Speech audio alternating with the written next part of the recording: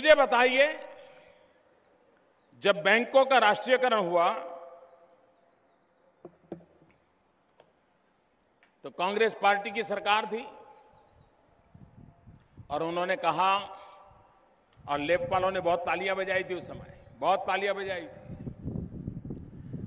उन्होंने कहा कि बैंक गरीबों के लिए होनी चाहिए, बैंकों के दरवाजे गरीबों के लिए खुलने चाहिए। भाइयों बहनों, आजादी के 70 साल होने जा रहे हैं। मैं जब दिल्ली में बैठा, इस देश के 40% से भी ज्यादा गरीब ऐसे थे जिन्होंने कभी बैंक का दरवाजा नहीं देखा था। गरीब को कभी बैंक के अंदर पैर रखने की इजाजत का माहौल नहीं था। और उसका परिणाम क्या आया?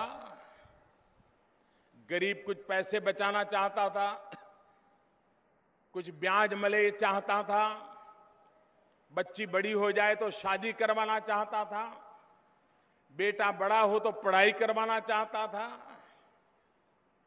हो सके तो एक आध छोटा सा घर में लेने का नौबत आए तो लेने का इरादा रखता था।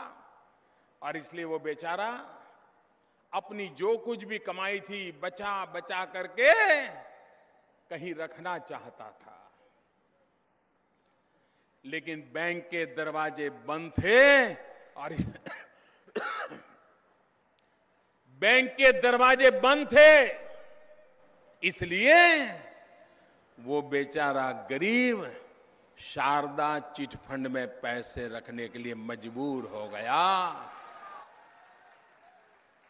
और सिर्फ उसके पैसे नहीं गए मेरे भाइयों बहनों, 50, 100, 200 करोड़ रुपए का मुद्दा नहीं है।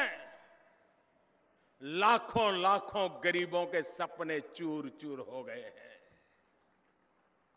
उसकी बेटी जिसकी शादी कर रही थी, वो बेटी कमारी रह गई है। जिस बेटे को वो पढ़ाना चाहता था, वो बेटे को अब नौकरी में मजदूरी पर लगाना पड़ा है। ये पाप शारदा चिटफंड वालों ने किया है। लेकिन कांग्रेस ने लेफ्ट में ये कभी बैंकों के दरवाजे गरीबों के लिए खोल दिए होते तो शायद मेरे गरीबों को शारदा चिटफंड की ओर जाना नहीं पड़ता और इस प्रकार से उनके साथ धोखाधड़ी हुई वो न होती।